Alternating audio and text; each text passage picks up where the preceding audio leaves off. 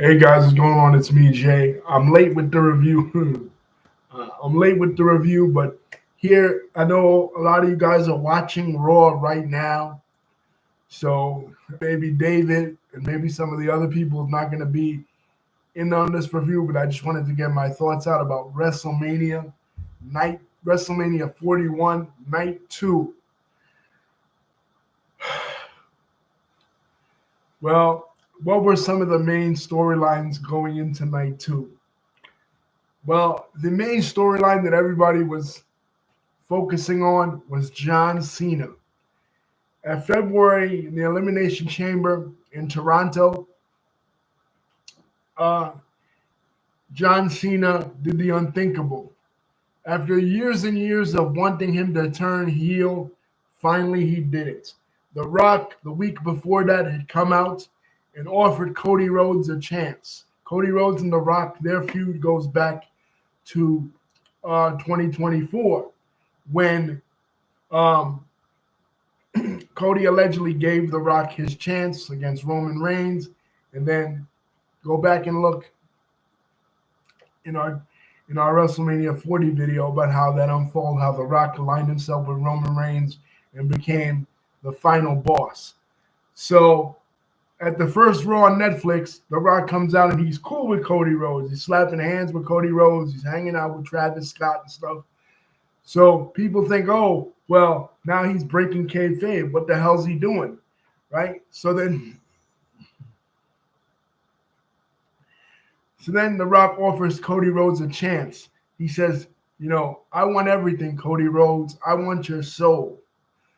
So uh at Elimination Chamber in Toronto, Cody finally says he'll give uh his answer to The Rock. He tells The Rock, Rock, go fuck yourself.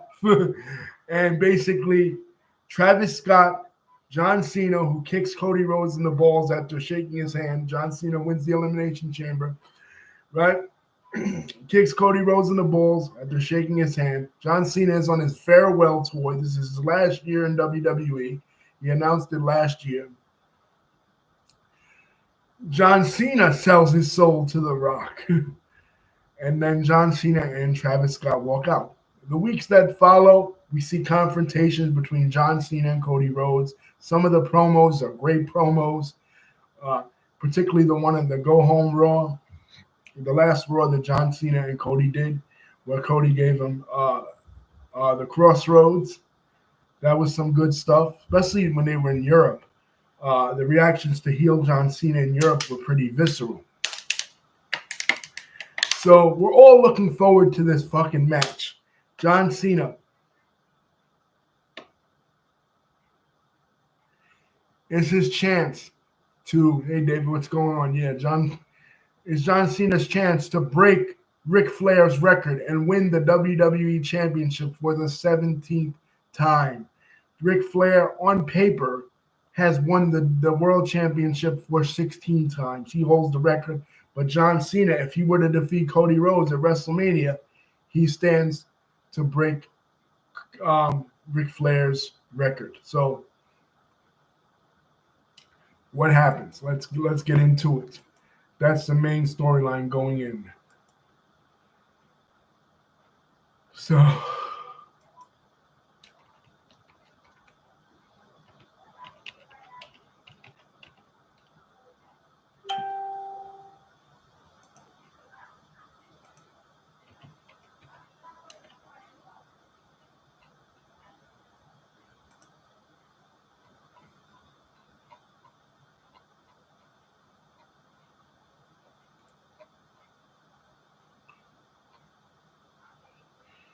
Io Sky, the opening match. Well, initially Stephanie McMahon comes out. She talks about how the last time they were in Las Vegas, it was WrestleMania 9, and she was 16 years old, right?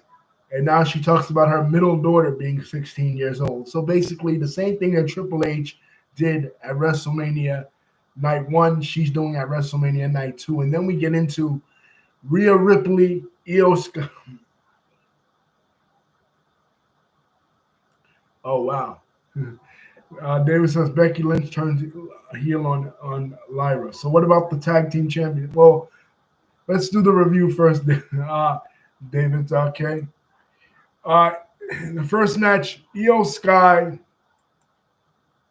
uh, uh, Io Sky, Bianca Belair, and Rhea Ripley.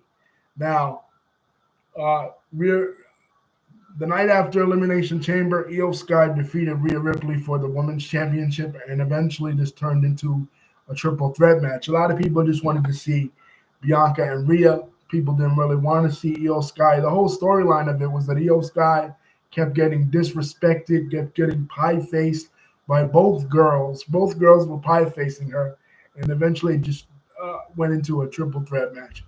And me too. I'm not a huge fan of triple threat matches. I enjoyed Edge, Daniel Bryan, and Roman Reigns at 37. I enjoyed Chris Benoit, Shawn Michaels, and Benoit. And then Triple H at WrestleMania 20. But overall, I feel like triple threat matches aren't that good, especially at WrestleMania. It doesn't give the feel of a one-on-one match. But this one was good. This one had a lot of these girls outperformed uh, the other women's matches, from night one. They did a spot where it was a riptide in, a, it was like a swanton into a riptide into a fucking KOD. The shit was crazy, man. The moves they were doing was just incredible. Rhea Ripley could bring it. Bianca Belair could bring it, and Io Sky could bring it. This was a hell of a match. I mean, they they really started the night off really well. And Io Sky retained, which I was really surprised by. I thought they were going to uh, have either Bianca Belair or Rhea Ripley win the championship, but Io Sky retained. The next match, Drew McIntyre defeated Damian Priest by pinfall in a Sin City street fight. Now, this was a good match. They did a spot where Damian Priest did a razor's edge off the top rope to Drew McIntyre. But on one spot, I think Damian Priest got injured. You know what I mean? And they had to call an audible because I could have swore that they were going to have Damian Priest go over here. He had Slayer coming out. He had a really dope entrance. I loved it. You know what I mean? There were rumors that Slayer was going to be there, and they were there to perform Damian's theme song. It was cool. But I think they called an audible because Damian Priest got injured in one of the spots when he got slammed through a table. So Drew McIntyre basically got his win back from last year defeating Damian Priest. The next match, Dominic Mysterio defeated Braun Breaker. It was for the Intercontinental Championship. Braun Breaker, Finn Balor, and Penta. Now, Penta's brother, Rey Fenix, night one, he didn't have a good night. He lost to El Grande Americano. So what was the fate of his brother? Well, despite having a hell of a spot, Braun Breaker, when he speared the hell out of Carlito through that table, once again killing Carlito, basically, Dominic Mysterio went over by pinning his own Judgment Day tag team partner, and the place exploded. Dominic Mysterio got an actual pop. Dominic Mysterio, one of the biggest heels in WWE, actually got a standing ovation. They cheered his ass off. He came out with his grandfather's mask, Rey Mysterio Sr.'s mask. He came out with, and he basically turned on Finn Balor. So could we be seeing the end of Judgment Day? Judgment Day is pretty much over.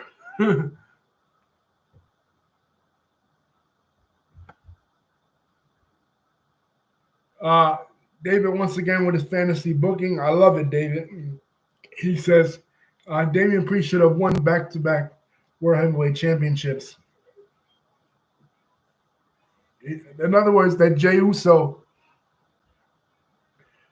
should not have won the title. But Dominic Mysterio with the ovation of the night, guys. Dominic Mysterio to me had the ovation of the night. He got one of the loudest pops. Congratulations on him and Rey Mysterio becoming the first father and son to win the Intercontinental Championships. They're slowly turning Dominic Mysterio into a babyface, which is cool. And I predicted that when he turned heel and then he became a babyface, it would be good. Now, the next match.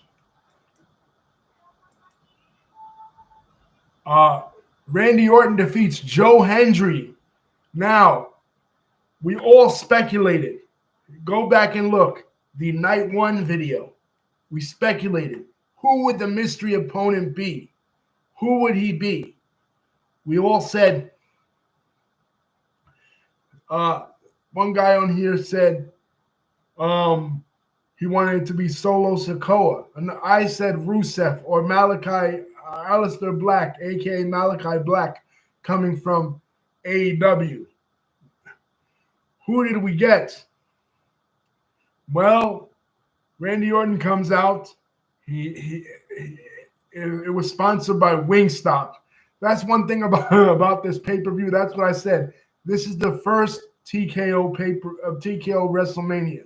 Last year was technically the first, but Vince McMahon still had some input into the WrestleMania booking because they didn't oust him until the beginning of 2024. Here he had no input whatsoever. It was completely TKO, completely Nick Khan, completely Triple H, and completely Ari Emanuel, completely TKO. And one of the things they did was a lot of the product placement. Matches sponsored by Wingstop, like this match, or sponsored by, ice cream cones, the drumstick ice cream cones, like the main event. It was crazy, and product placements everywhere. It was really weird, but they kept showing that graphic. So Randy Orton comes out. He basically says, "Who's my opponent?" And who comes out? Say his name, and he appears. We believe in Joe Hendry. Joe Hendry, the viral sensation, the TNA heavyweight champion. Now, this is unprecedented. This is history right here. This is a history-making event. Why? Because never before has a champion from another promotion wrestled on a WrestleMania. Now, in the beginning of the year, after former TNA head Scott D'Amore was removed from TNA, it was announced that TNA and WWE will be doing a partnership. Jordan Grace had already appeared on several Royal Rumbles. Joe Hendry had appeared on several Royal Rumbles, different TNA talent. They will be doing a partnership. And for the first time ever, after being rivals for years and years since 2002, when TNA was established, WWE and TNA will be working together. But honestly, this was a letdown. This was a huge letdown, even though it was historic that a TNA champion would appear on a WrestleMania. The way that he was treated and the way that he was basically jobbed out to Randy Orton within mere seconds. Let me see how long this match lasted. It lasted 3 seconds, 3 minutes and 10 seconds. So I'm wrong. It wasn't mere seconds, but he basically got very little offense, and then he got RKO'd twice, and Randy Orton made fun of his taunt, his pose. You know what I mean? Randy Orton treated him like a real jabroni. Now we see why, because they're hyping up Randy Orton versus John Cena. Randy Orton versus John in St. Louis, obviously Randy Orton's hometown. But the sacrificial lamb here was Joe Hendry. To me, this was a huge letdown because it was just a way to embarrass TNA, in my opinion. They have the working relationship. It was a way to embarrass, and a way to embarrass another promotion. AEW treated Impact Wrestling slash TNA with more respect when they had their working relationship back in 2022 than WWE is treating them. Remember back when Christian Cage won the uh, AEW championship for a while and the TNA championship, back a couple of years ago. The next match, speaking of TNA, basically the guy who was the torchbearer for TNA for many years, basically the franchise of TNA, the former franchise of TNA, AJ Styles taking on Logan Paul. Now, a lot of fans had high expectations for this. They felt like this was going to be a classic match because people like Logan Paul. People think Logan Paul has a ton of talent. And of course, AJ Styles is the phenomenal one. So, I mean, we thought it was going to be great. It was an actual letdown. Brass knuckles were brought in for AJ Styles. He doesn't use them. He refuses to use them, and he gets beaten by Logan Paul. So Logan Paul scores the win here. Next was another mystery opponent match. Lyra Valkyrian and a mystery partner taking on Liv Morgan and Raquel Rodriguez of the Judgment Day. This was a good match. Liv Morgan looked beautiful, sexy, like her ass in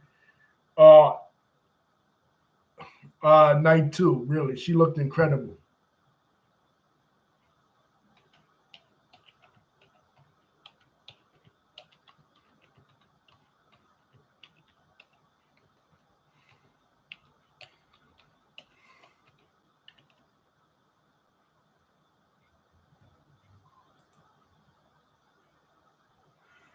But maybe AJ Styles should have not refused Karrion Kross's help. He wouldn't have lost. But anyway, now we get to the tag match. But anyway, the tag team match, that was the last thing I'd say about that AJ Styles match. The tag team match was pretty good. Again, it was another letdown for me because I thought AJ Lee maybe, because CM Punk is back in WWE. So maybe AJ Lee would come back and team with the Intercontinental Champion Lyra Valkyrian against Liv Morgan and Raquel Rodriguez. No. A lot of action in this, and like I said, Liv Morgan, showing her ass off again, matching red outfits. She looks sexy, but unfortunately it wasn't enough. There are new tag team champions, Lyra Valkyrian and Becky Lynch. Now, on the internet, they were calling Becky Lynch Becky Hogan because we all remember WrestleMania 9 after being gone for almost a year, just like Becky Lynch was gone for almost a year. Hogan made his comeback and won the championship. Becky Lynch basically did the same thing, shitting all over the newer talent. But now Lyra's a double champion, but David's saying that Becky turned on Lyra. So now I guess the tag team championships are up for grabs. Doesn't make sense. Bad booking on Triple H's part. And speaking of bad booking, John Cena versus Cody Rhodes. Now, this was one of the most anticipated matches of the night. This was really hyped up. Basically, months and months of build. John Cena comes out. The typical Cena sucks, let's go Cena chants, a lot of heat. Cody Rhodes comes out. Cody Rhodes has Bicyclist accompanying him. His entrance was pretty weird. He comes out, kisses his daughter Liberty, kisses Brandy, his wife, and we're off to the races. The match had a really slow start. This was a really slow, methodical match. It was like makes you wonder what the hell they were building to. And I found myself falling asleep uh, at this match, just waiting and waiting because we all were waiting to see if The Rock came out, to see if Seth Rollins came out, to see if Paul Heyman came out, to see some kind of surprise interference. Well, okay, in the middle of it, the referee gets knocked down, and John Cena uses this as an opportunity to, he John Cena gets crossroads, and the referee's not there to count it. And then John Cena removes the turnbuckle, shoves Cody into it. I'm like, all right, Cody's going to get a little bit of color because he got color at Elimination Chamber. If you're going to do it at Elimination Chamber, why not do it at WrestleMania where it means a hell of a lot more? No, they don't do that. Okay? Okay? Then John Cena gives him an attitude adjustment off the top rope. He gave him like 4 attitude adjustments. And then he puts him in the STF, drags him to the middle. He gets to the ropes. He drags him further to the middle of the ring, putting him in the STF again, basically torturing Cody. John Cena, he didn't want to give the people a 5-knuckle shuffle. He played around with the audience. He was doing really heelish maneuvers, and I think by wrestling a lot slowly, a lot slower,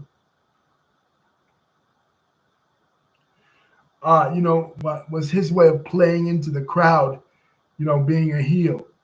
But think of this, guys. Cody Rhodes' first WrestleMania main event, WrestleMania 39. John Cena was in the opening match. John Cena lost to Austin Theory. I have a review on this channel the night it happened, right? 2023. I said John Cena should just retire. And it's over for Cena. And now he's back winning his 17th world championship because he does win. Now, how does he win? Referee's still knocked out. He's still knocked out. Then Travis Scott's music hits. Fiend, the theme for WrestleMania 41. Fiend, Fiend, Fiend, Fiend, Fiend. Right? And then you hear Pat McAfee on the loudspeaker. Oh, the Jack Boys are here. And we're like, what the hell's the Jack Boys? Apparently it's Travis Scott's group. He comes out with his replica hardcore championship. And the motherfucker is taking forever to get to the ring. Like John Cena, the referee, Cody and Cody Rhodes, they all stop what they're doing to wait for Travis Scott to get there. But I'm excited anyway because I'm like, oh, The Rock's going to show up. No Rock, just Travis Scott.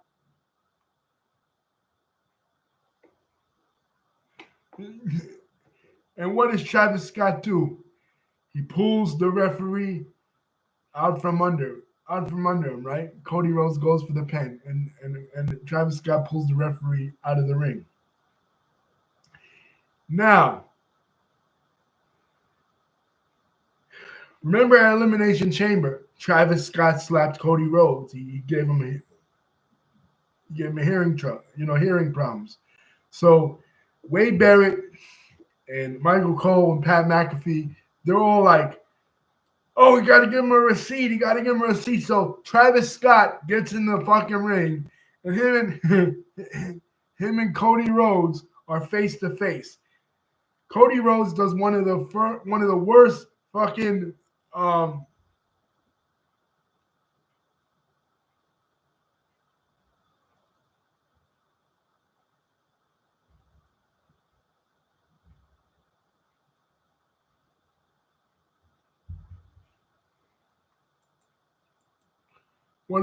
crossroads on Travis Scott. Travis Scott took the crossroads worse than Donald Trump took the stunner in 2007. This sucked. Travis Scott needs to learn how to work. But anyway, the belt is introduced. And Cody Rhodes has the chance to hit John Cena with the belt and win the match. But John Cena's doing the heel thing. He's begging off. He's begging off. Right now, stupid ass Cody Rhodes, a goody two shoes, decides, no, I can't win like that. I can't win by hitting John Cena with the title. And he puts it down. What does he get for his trouble? He gets kicked in the balls. And then after that, John Cena picks up the title and hits Cody Rhodes with it, and he wins. So basically, Travis Scott became the decider for breaking Ric Flair's record, basically pissing off everybody at Allegiant Stadium. This was, I mean, the whole internet was up in arms about the way this ended. Not that they didn't want to see John Cena win. People did want to see John Cena win. But the thing that they were upset about was The Rock. What the hell's The Rock doing? Why wasn't The Rock there? This motherfucker was probably in Los Angeles filming a movie. Okay, and that's fine, right? But the point of it, like, you involved yourself in the storyline. This was your storyline before it was John Cena's storyline. The storyline was a pickup from last year. It started with you and Cody the night after WrestleMania 40. That's what we wanted. That's what we were building to. The three fingers at Bad Blood 2024. What about that, Dwayne? No, he didn't do anything. He sent Travis Scott out as his emissary. I believe that the interference that Travis Scott did, that was intended for The Rock. But The Rock at the last minute decided that he didn't want to show up. He didn't want to pay the wrestling fans the respect that they deserved, that they wanted for this match. For the storyline to pay off. To finally probably get to Cody Rhodes versus The Rock at SummerSlam, at least, and then get to Roman versus The Rock at WrestleMania 42 in New Orleans next year. No, The Rock doesn't do that. He sends, what he basically did was, like, when you can't make it to a meeting or you can't make it to work, or like you're a teacher, right?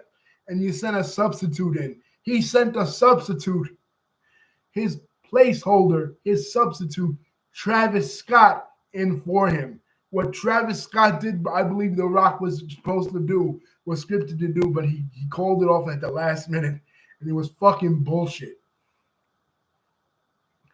Okay? So this is what you had night two. A letdown for the the Randy Orton mystery opponent.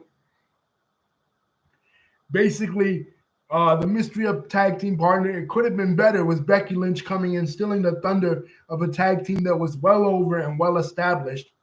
And then, like, you wanted Dominic Mysterio to get the pop. I get that, right? But at the same time, you could have had him still lose the match and turn on Finn Balor anyway. Why sacrifice Braun Breaker? These start and stop pushes for Braun Breaker is going to kill Braun Breaker's momentum, and Braun Breaker is basically the future of the WWE. Why can't Triple H see that? So basically what this was us finally, the honeymoon with Triple H's booking is finally over. Fans are not as enamored with Triple H's booking like they were. Now they're finally starting to see through the facade of Triple H, the brilliant booker, Triple H, the brilliant promoter. They were so in love with him when he finally took over for Vince. I remember the first event he booked, SummerSlam 2022. People were so in love with that. After Vince was forced out the first time. People were so in love with that. People were like, oh, this is great. He's brilliant, right? He's bringing his expertise from NXT Black and Gold years to the main roster. Well, now look. You're going to have to end up moving him out and end up moving, I think, Shawn Michaels back in as the booker, because this night sucked. I'm granted he probably called an audible. They didn't have The Rock there, so I'll send Travis Scott out there, right? And and it really wasn't his fault. It has more to do with Dwayne Johnson, right? But still,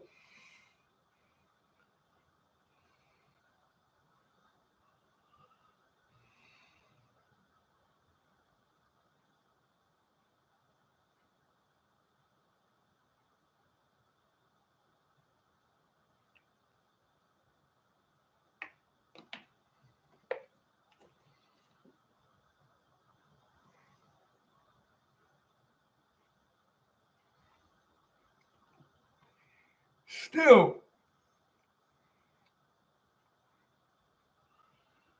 if you don't have The Rock, then don't send anybody out there. Just have the championship belt end up in John Cena's hand somehow, and John Cena use it to. And you made Cody look like a pussy. You know what I mean? Like, oh, I can't use the championship belt. That would be unhonorable. What did the announcer say? Ric Flair didn't become the 16-time world champion by doing shit honorable. So basically, the only good thing on night 2 of WrestleMania 41 was fucking uh the women's triple threat match at the beginning. Everything else was shit. I didn't even know who.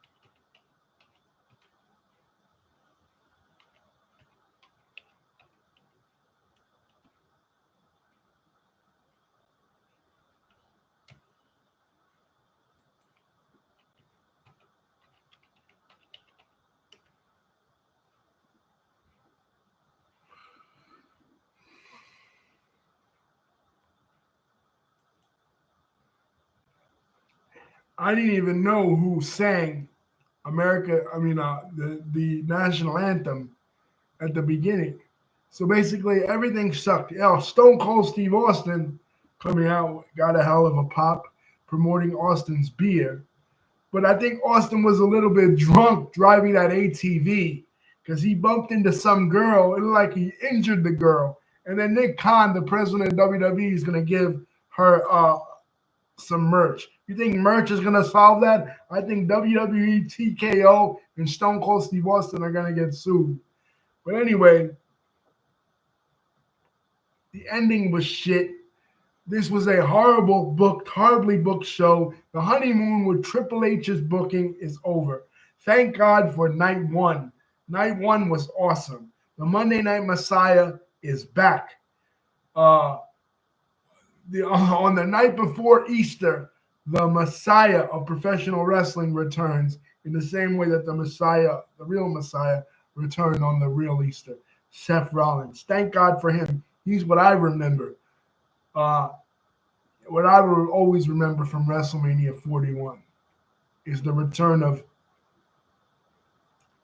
Rollins as a heel. But night 2, the worst. So we had one awesome night and one really bad night. And both nights, historically, heels closed the show by winning. Isn't that crazy? But the payoff of night 2 was horrible. Peace, guys. Thank you, David, for contributing. You guys can get back to watching Raw. Thank you. And speaking of Easter, I'll be talking about the Pope Francis doing a life retrospective on him pretty soon, probably this weekend. We'll be talking about how the Catholic Church selects their Pope, process which they go to selecting their Popes. Peace.